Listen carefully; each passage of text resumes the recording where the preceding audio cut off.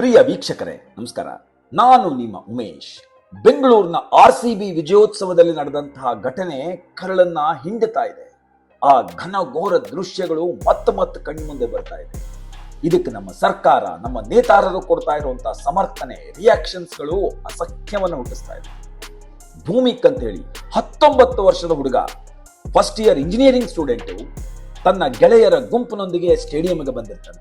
ಆ ಗೊಂದಲ ಗೋಜಲುಗಳ ನಡುವೆ ತಮ್ಮ ಗೆಳೆಯರಿಂದ ಬೇರೆ ಆಗ್ಬಿಡ್ತಾರೆ. ಕೆಲವೇ ನಿಮಿಷಗಳಲ್ಲಿ ಕೆಳಗಡೆ ಬೀಳ್ತಾರೆ. ಜನ ಆ ಸ್ಟ್ಯಾಂಪೇಡ್ ನಲ್ಲಿ ಆತನನ್ನ ತುಳಿದು ಸಾಯಿಸ್ಬಿಡ್ತಾರೆ. ಅವನ ಗೆಳೆಯರು CPR ಮಾಡೋದಕ್ಕೆ ತುಂಬಾ ಪ್ರಯತ್ನ ಮಾಡ್ತಾರೆ. ತಕ್ಷಣ ವೈದ್ಯಕೀಯ ಸಹಾಯಕ್ಕಾಗಿ ಅಲ್ದಾಡ್ತಾರೆ. ಆದ್ರೆ ವೈದೇಹಿ ಆಸ್ಪತ್ರೆ ತಲುಪುವಷ್ಟರಲ್ಲಿ ಬಹುತೇಕ ತಡ ಆಗ್ಬಿಟ್ರೆ. ಅವನ ತಾಯಿ ಪಾಪ ಅಳ್ತಾ ಹೇಳ್ತಿರ್ತಾಳೆ, ಹೋಗಬೇಡ ಎಂತ ಎಷ್ಟೋ ಸಲ ಹೇಳಿದೆ ನಾನು ಅವನಿಗೆ, ಆದ್ರೆ ಈಗ ಅವನ ಹೆಸರು ಕೂಗಿದ್ರು ಆತ ಮಾತಾಡ್ತಾ ಇಲ್ಲ ಅಂತ ಹೇಳ್ತಾಳೆ. ದಿವ್ಯಾಂಶಿ ಅಂತ ಹೇಳಿ 13 ವರ್ಷದ ಹುಡುಗಿ, ವಿರಾಟ್ ಕೊಹ್ಲಿಯ ಅಪ್ಪಟ ಅಭಿಮಾನಿಯಂತೆ, ಅದ್ಭುತವಾದ ಡ್ಯಾನ್ಸರು, ದೊಡ್ಡ ಡ್ಯಾನ್ಸರ್ ಆಗಬೇಕು ಅಂತ ಕನಸು ಕಾಣ್ತಾ ಇದ್ದಂತ ಹುಡುಗಿ, ದೊಡ್ಡ ವೇದಿಕೆಯಲ್ಲಿ ಡ್ಯಾನ್ಸ್ ಪರ್ಫಾರ್ಮೆನ್ಸ್ ಕೊಡಬೇಕು ಅಂತ ಆಸೆ ಹೊತ್ತಿದ್ದಂತ ಹುಡುಗಿ ಆ ಸಂಭ್ರಮೋತ್ಸವಕ್ಕೆ ಬಂದಿದ್ಲು. ಐತಿಹಾಸಿಕ ಕ್ಷಣವನ್ನ ನೋಡಬೇಕು ಅಂತ ಬಂದವಳು ತಾನೇ ಇತಿಹಾಸ ಆಗಿ. ಸಹನಾ, ಚಿನ್ಮಯಿ, ಯಂಗ್ ಗ್ರಾಜ್ಯುಯೇಟ್ಸ್ಗಳು, ವರ್ಷಗಳಿಂದ RCB ಫ್ಯಾನ್ಸು. RCB ಅಂದ್ರೆ ಅವ್ರಿಗೆ ಉತ್ಸಾಹ, ಸಂಭ್ರಮ. ಆ ಉತ್ಸಾಹನೇ ಅವರನ್ನ ಆ ದಿನ ಸ್ಟೇಡಿಯಂಗೆ ಎಳ್ಕೊಂಡು ಬಂದಿತ್ತು. ದುರಂತ ಅಂತ್ಯದಲ್ಲಿ ಇಬ್ರು ಕೊನೆ ಉಸಿರೆಳೆದರು. ಪ್ರಿಯ ವೀಕ್ಷಕರೇ, ಸುಮ್ಮನೆ ಯೋಚನೆ ಮಾಡಿ, ಇವರೆಲ್ಲ ಯಾರು?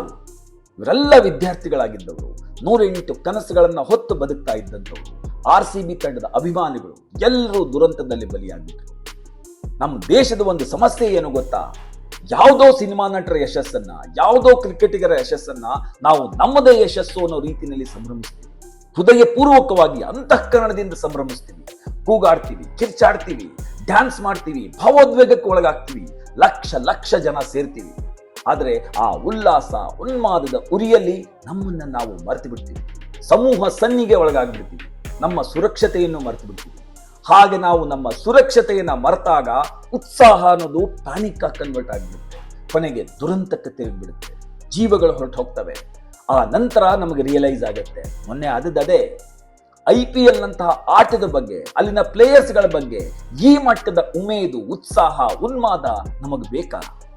ಮೊನ್ನೆ ಬಲಿಯಾದ ಯಾರೋ ಒಬ್ಬ ಹುಡುಗ 6 ಗಂಟೆ ನಿರಂತರವಾಗಿ ಬಿಸಿಲಿನಲ್ಲಿ ಕಾದಿದ್ದಾನೆ.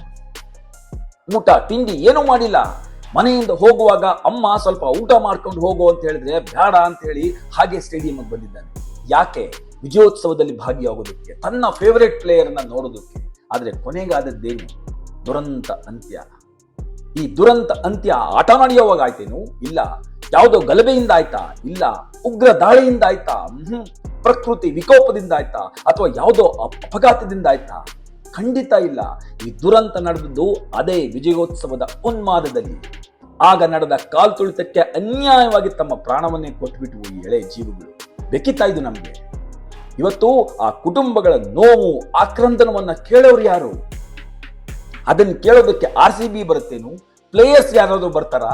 ಅಥವಾ KSCA ಬರುತ್ತಾ? ಅಥವಾ ಕರ್ನಾಟಕ ಸರ್ಕಾರ ಬರುತ್ತಾ? ಯಾರೂ ಬರೋದಿಲ್ಲ. ಕೊನೆಗೆ ಆ ಕುಟುಂಬಕ್ಕೆ ಉಳ್ಕೊಳ್ಳೋದು ಕೇವಲ ನೋವು, ದುಃಖ, ಸಂಕಟ, ನಿರಾಸೆ, ವಿಷಾದ ಅಷ್ಟೇ. ಅದು ಬಿಟ್ಟು ಬೇರೆ ಏನೂ ಇಲ್ಲ. ಅದಕ್ಕ್ಯಾಕೆ ಇವರು ಬದುಕಿರೋವಾಗ ಇವ್ರುಗಳಿಗಾಗಿ ಹೀಗೆ ಒದ್ದಾಡಬೇಕಾಗಿತ್ತು? ಇಂತಹ ಬಹುತೇಕ ಸೆಲೆಬ್ರೇಷನ್ಸ್ಗಳಲ್ಲಿ ಒಂದು ಡೆಡ್ಲಿ ಪ್ಯಾಟರ್ನ್ ಇರುತ್ತೆ. ಇವತ್ತಿನ ಯುವಕ ಯುವತಿಯರಿಗೆ ಇದು ಅರ್ಥನೇ ಆಗೋದಿಲ್ಲ. ಏನು ಪ್ಯಾಟರ್ನ್ ಅದು? ಇಂತಹ ಸೆಲೆಬ್ರೇಷನ್ಸ್ಗಳಲ್ಲಿ ಕಂಟ್ರೋಲ್ಗೆ ಸಿಗದೆ ಇರುವಂತಹ ಒಂದಷ್ಟು ಕ್ರೌಡ್ ಇರುತ್ತೆ. ಆ ಕ್ರೌಡ್ ಉನ್ಮಾದಕ್ಕೆ, ಸಮೂಹ ಸನ್ನಿಗೆ ಒಳಗಾಗ್ಬಿಟ್ಟಿರುತ್ತೆ. ಸರಿಯಾದ ಸೆಕ್ಯೂರಿಟಿ ಇರೋದಿಲ್ಲ, ಬ್ಯಾರಿಕೇಡ್ಗಳು ಇರೋದಿಲ್ಲ, ಕ್ಯೂ ಮ್ಯಾನೇಜ್ಮೆಂಟ್ಗಳು ಇರೋದಿಲ್ಲ. ಕ್ಷಣಕ್ಕೂ ಜನಗಳ ಇನ್ಫ್ಲೋ ಜಾಸ್ತಿ ಆಗ್ತಾ ಇರುತ್ತೆ. ಒಂದು ಹಂತದಲ್ಲಿ ಒಂದು ಸಣ್ಣ ಟ್ರಿಗರ್ ಫೈರ್ ಆದ್ರೆ ಸಾಕು, ಒಬ್ಬರ ಮೇಲೆ ಒಬ್ಬರು ಬೀಳ್ತಾರೆ, ಜನ ಪ್ಯಾನಿಕ್ ಆಗ್ತಾರೆ, ಸ್ಟ್ಯಾಂಪೇಡ್ ಶುರುವಾಗ್ಬಿಡುತ್ತೆ. ಹೀಗೆ ಕೆಲವು ವರ್ಷಗಳ ಹಿಂದೆ ನಡೆದಂತ ಒಂದು ಘಟನೆ, ಹಿಮಾಚಲ ಪ್ರದೇಶದಲ್ಲಿ ನೈನಾದೇವಿ ಮಂದಿರ ಅಂತ ಹೇಳಿ ಒಂದು ಶಕ್ತಿ ಪೀಠ ಇದೆ. ಅಲ್ಲೊಂದು ಆಧ್ಯಾತ್ಮಿಕ ಯಾತ್ರೆ ನಡೀತಾ ಇರುತ್ತೆ. ಯಾತ್ರೆಗೆ ಸಾವಿರಾರು ಜನ ಬಂದಿರ್ತಾರೆ. ಅವರೆಲ್ಲ ಒಂದು ಸಣ್ಣ ದಾರಿನಲ್ಲಿ ನಡೆದು ಬರ್ತಾ ಇರ್ತಾರೆ. ಆ ಸಮಯದಲ್ಲಿ ಒಂದು ಪುಟ್ಟ ಮಗು ಸುಮ್ಮನೆ ಎಡವಿ ಕೆಳಗಡೆ ಬೀಳುತ್ತೆ. ಹಿಂದೆ ನಿಂತಿದ್ದ ಯಾರೋ ಒಬ್ಬ ಅಜ್ಞಾನಿ ಕೂಗ್ಬಿಡ್ತಾನೆ, ಏನಂತ? ಲ್ಯಾಂಡ್ ಸ್ಲೈಡ್ ಆಗ್ತಾ ಇದೆ ಅಂತ ಹೇಳಿ. ಅಷ್ಟೇ, ಮಗು ಕೆಳಗಡೆ ಬೀಳುತ್ತೆ, ಇವನು ಕೂಗ್ತಾನೆ. ಶುರುವಾಯ್ತು ನೋಡಿ ಸ್ಟ್ಯಾಂಪೇಡು. ಒಬ್ಬರ ಮೇಲೆ ಒಬ್ರು ಬೀಳೋದಕ್ಕೆ ಶುರು ಮಾಡ್ತಾರೆ.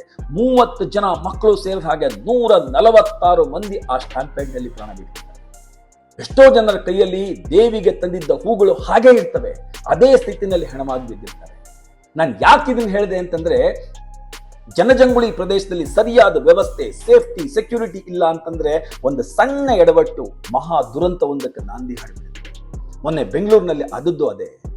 ಅಷ್ಟಕ್ಕೂ ಕರ್ನಾಟಕದಂತ ಒಂದು ಚುನಾಯಿತ ಸರ್ಕಾರ ತನ್ನ ಜನಗಳಿಗೆ ಇಂತಹ ವಿಜಯೋತ್ಸವಗಳಲ್ಲಿ ಸೇಫ್ಟಿಯನ್ನ, ಸೆಕ್ಯೂರಿಟಿಯನ್ನ ಕೊಡುತ್ತೆ ಅಂತ ನಾವು ನೀವು ನಿರೀಕ್ಷೆ ಮಾಡೋದಾದ್ರೂ ಸಾಧ್ಯನಾ?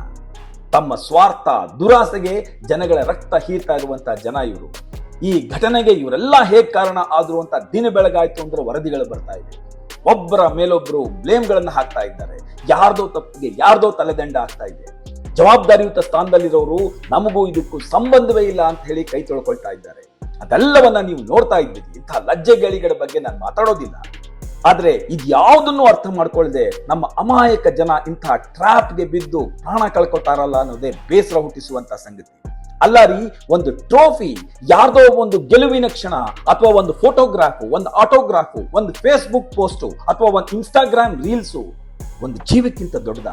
ನಾನು RCB ಇರ್ಲಿ, CSK ಇರ್ಲಿ, ಯಾವುದೇ ಫ್ಯಾನ್ಸ್ ಗಳಿಗೆ ಹೇಳೋದಿಷ್ಟೇ.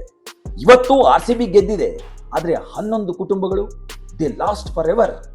ನಿಮಗೆ ನೀವೇ ಪ್ರಶ್ನೆ ಮಾಡ್ಕೊಳ್ಳಿ, ಯಾರೋ ಗೆದ್ರು ಅಂತ ಹೇಳಿ ಒಂದು ರಾತ್ರಿಯ ಉಲ್ಲಾಸಕ್ಕಾಗಿ ನಮ್ಮ ಜೀವವನ್ನು ಕಳ್ಕೊಂಡು ನಮ್ಮನ್ನ ಪ್ರೀತಿಸೋ ಜೀವಗಳಿಗೂ ಜೀವನ ಪೂರ್ತಿ ನೋವು ಕೊಡೋದು ಯಾವ ನ್ಯಾಯ?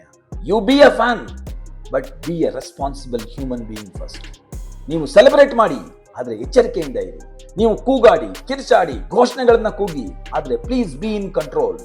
You love your team, but please respect your life and respect the lives around you. ಮೊನ್ನೆ RCB ಟ್ರೋಫಿ ಗೆತ್ತು ಬೆಂಗಳೂರು ಒಂದೇ ಸಮನೆ ಗರ್ಜಿಸ್ತಾ ಇತ್ತು. ಪಟಾಕಿಗಳು ಆಕಾಶದಲ್ಲಿ ಬೆಳಕಿನ ತೋರಣವನ್ನೇ ಕಟ್ತಾ ಇದ್ವು. ಆದ್ರೆ ಅದೇ ಬೆಂಗಳೂರಿನ ಒಂದು ಸಣ್ಣ ಮನೆ ಒಳಗೆ ಭಯಾನಕವಾದ ಕತ್ತಲು ಆವರಿಸ್ಬಿಟ್ಟಿತ್ತು. ಭರಿಸಲಾರದ ಮೌನ ತುಂಬಿಕೊಂಡಿತ್ತು. ಸಂಭ್ರಮಾಚರಣೆ ಅಂತ ಹೋದ ಜೀವ ಹೆಣವಾಗಿ ಮನೆಗೆ ಬಂದಿತ್ತು. ಹೋದ ಮಗ ವಾಪಸ್ ಮನೆಗೆ ಬರಲಿಲ್ಲ. ಪುಟ್ಟ ಮಗು RCB ಫ್ಲಾಗ್ ಹಿಡ್ಕೊಂಡು ಅಪ್ಪ ಬರ್ತಾನೆ ಅಂತ ಕಾಯ್ತಾ ಇತ್ತು. ಅಪ್ಪ ಹೆಣವಾಗಿ ಬಂದ. ಮತ್ತೊಂದು ಮನೆಯಲ್ಲಿ ಅಮ್ಮ ನನ್ನ ಮಗನ ಹೆಸರನ್ನ ಟಿವಿನಲ್ಲಿ ತಪ್ಪಾಗಿ ತೋರಿಸ್ತಾ ಇದ್ದಾರೆ ಅನ್ನೋ ಭ್ರಮೆನಲ್ಲಿ ಕೂತಿದ್ಲು. ಮನೆಗೆ ಬಂದದ್ದು ಮಗನ ಶವ. 11 ಜೀವಗಳು, 11 ಪ್ರಪಂಚಗಳು ಒಂದ ಸಂಭ್ರಮದ ರಾತ್ರಿ ಅದೆಲ್ಲವನ್ನ ನುಂಗ್ ಹಾಕಿಬಿಟ್ಟಿತ್ತಲ್ಲ. ತಪ್ಪು ನಮ್ಮದೇ ಅಲ್ವಾ?